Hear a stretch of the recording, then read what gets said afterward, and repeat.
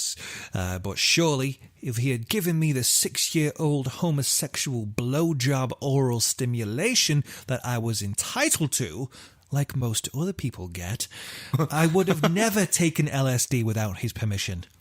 That makes no sense. What the fuck? He's pretty much saying that, he says, my father has not been blamed fairly for my actions. Because he didn't give him a blowjob. Because he didn't at the age of give 6. him the 6-year-old homosexual blowjob oral stimulation that he was entitled to. That he, for some reason, thinks most people get that. Where? What? Where? How? Where? I don't get it. Fucked. I don't get where he's got that idea from. But he does literally believe that his nieces and nephews and the people they were all getting this these orgasms, this stimulation from the adults, and that they were hiding it from him to stop him getting this. It's fucked up, right? Oh, that's a really weird thing. Mm-hmm. It's like the opposite of the other serial killers that we talk about.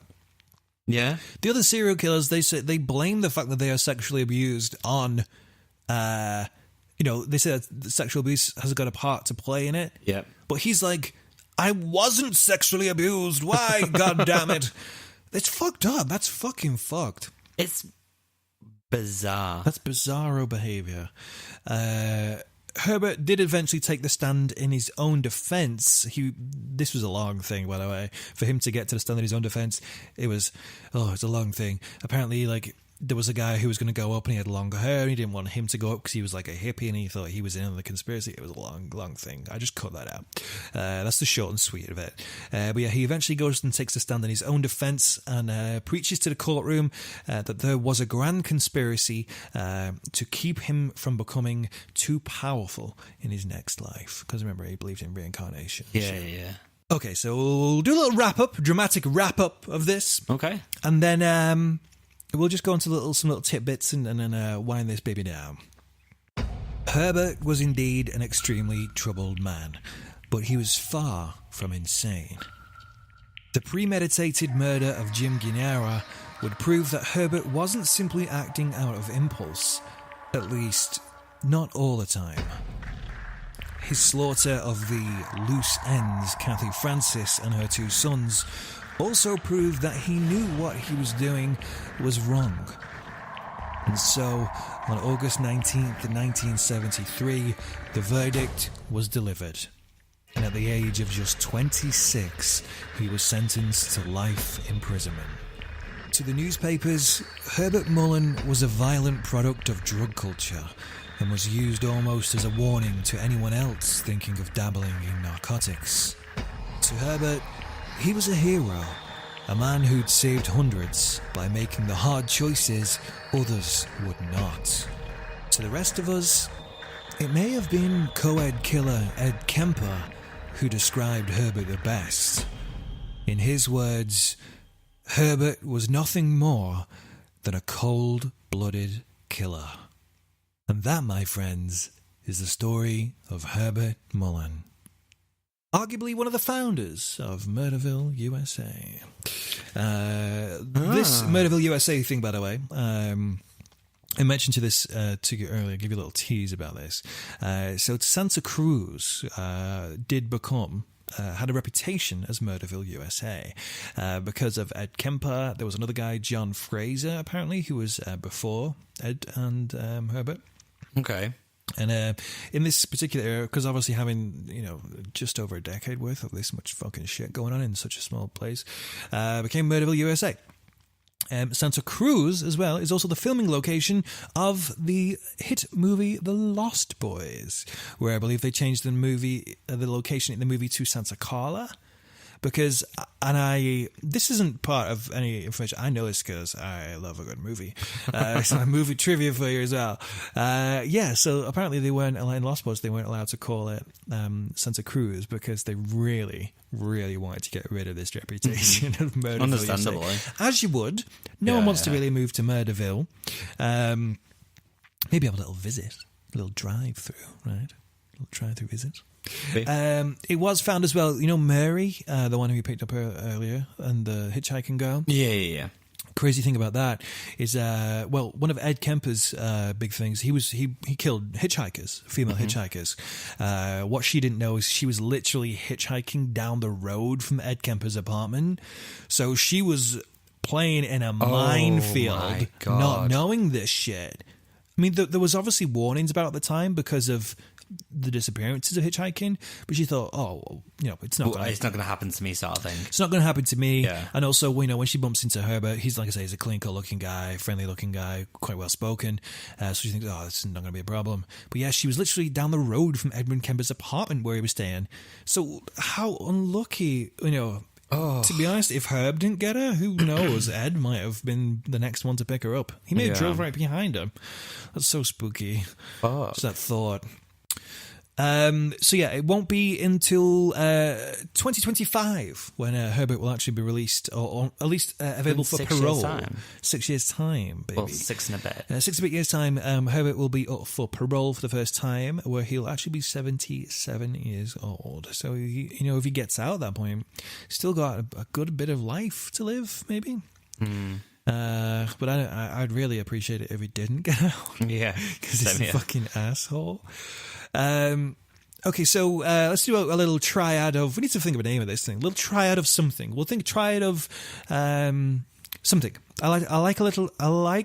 Fuck, words, please. I like alliteration. So maybe triad of T. Triad of T something.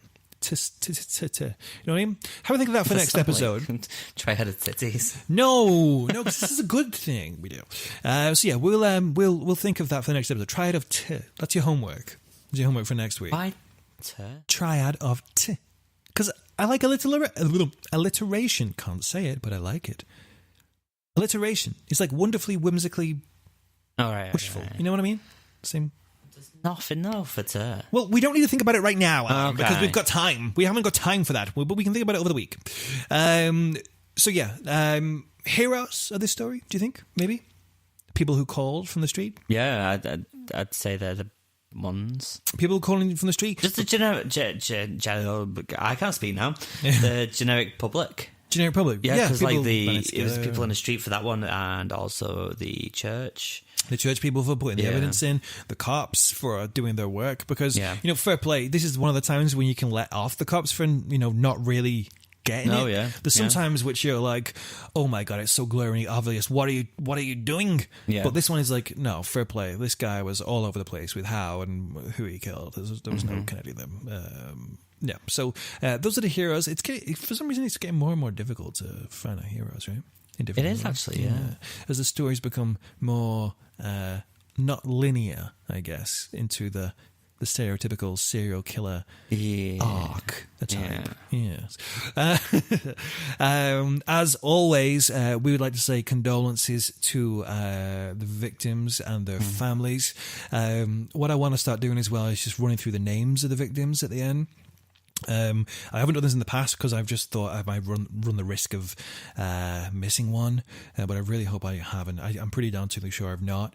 Condolences to friends and family of Lawrence White, Mary Guilfoy, Reverend Henry Tomei, James Guinera, Jim, Joanne Guinera, Kathy Francis, David Hughes, Damon Francis, Robert Spector, David Oliker, Brian Scott Card, Mark, I do apologise, Mark Trebelbis, and Fred Perez. Sorry if I pronounced your names wrong, but the thoughts there. Anyway. None of you should have even had to go through anything like this. A lot of these people had their whole lives ahead of them. Yeah. Looking at the ages, like 19, 19, 18, 18, 4, 9, 30, 23, 24, 24, 20, 55, 64. None of these people are particularly like old people or anything. So, I mean, even Fred Perez, 72. That's not like, you've still got like a good 20 odd years plus maybe ahead of you, depending on how you live your life. Which leads us on nicely to our next part. People at home, or if you're in the car, would be a good thing to do, right? Probably let out a little bit of road rage as well at the same time. No, don't. In school, in the streets, Maybe not in the streets. Maybe not in school. No. In school. I don't know why I listen to this in school. But yes, join with us now, as we would like to say, a huge, voluptuous, and much deserved fuck you to Herbert Mullin. You fucking fuckface. What's he actually look like? You've got a quick picture. I do indeed have a photograph here of Herbert Mullin. Uno secunda. Herbert Mullin. Okay. You see, quite clean cut. Yeah. Not my type in particular. I can definitely see the appeal. He's got that kind of... he's got a little bit of a... I mean, who would play him in a movie? Johnny Depp, but young Johnny Depp. Maybe young Johnny Depp, or maybe the other one from Pirates of the Caribbean. What's his name? The one who doesn't really do much anymore. Orlando Bloom. Orlando Bloom. Yeah, maybe Orlando Bloom. Maybe. Maybe someone like that. And there's that one as well. He's got a little mustache thing going on there as well. Yeah, looks a bit different now. He looks a bit different there. I think maybe Orlando would be the good picture for him. Yes, that. So yeah, that's everything. That's the podcast. That is it done. We have gone a little bit over time, potentially. I'm not too sure. Probably maybe. Not. Maybe, but either way, it's been a good episode, right? Good episode. I've enjoyed it. And the good thing is that I really do believe we're going to get this out on the Wednesday as well, so I'm really happy about that also. Once again, everyone, thank you very much indeed for listening. Follow us on social media, Twitter, at MurderlandPod, and also Facebook, Adventures in Murderland. Both our personal social medias as well will be in the show notes down below, as well as my lovely jubbly YouTube channel, youtube.com/It's Mike James, if you want to have a little nosy at that. It's not really like this. It's kind of full of a bit of silliness, more so than anything. It's very lighthearted compared to this. Yes, it is. Yes, it's very much like this. Probably not for the same audience, really. No, not really. I've probably made a mistake in doing that. Maybe. Probably.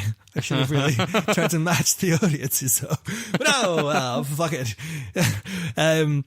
Yeah, and also, again, if you are on any particular app you've listened to us, on iTunes or anything like that, anything where we can rate us or leave a comment or leave some feedback, it's much appreciated.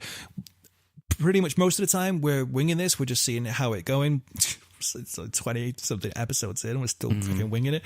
But yeah, we're trying to tighten things up as we go along, but it's a slow, juicy process that might take a little bit of time. But your feedback, productive, constructive, whichever way, will help in that greatly. Yep. Very much appreciated. But for now, ladies and gentlemen, boys and girls, and everybody in between, thank you once again for listening. As always, I have been Mike James. And I've been Alan. And don't forget to tune in next week for even more adventures in Murderland. Goodbye. Bye. Do you want to do some blowing? No. Do you want to suck my balls?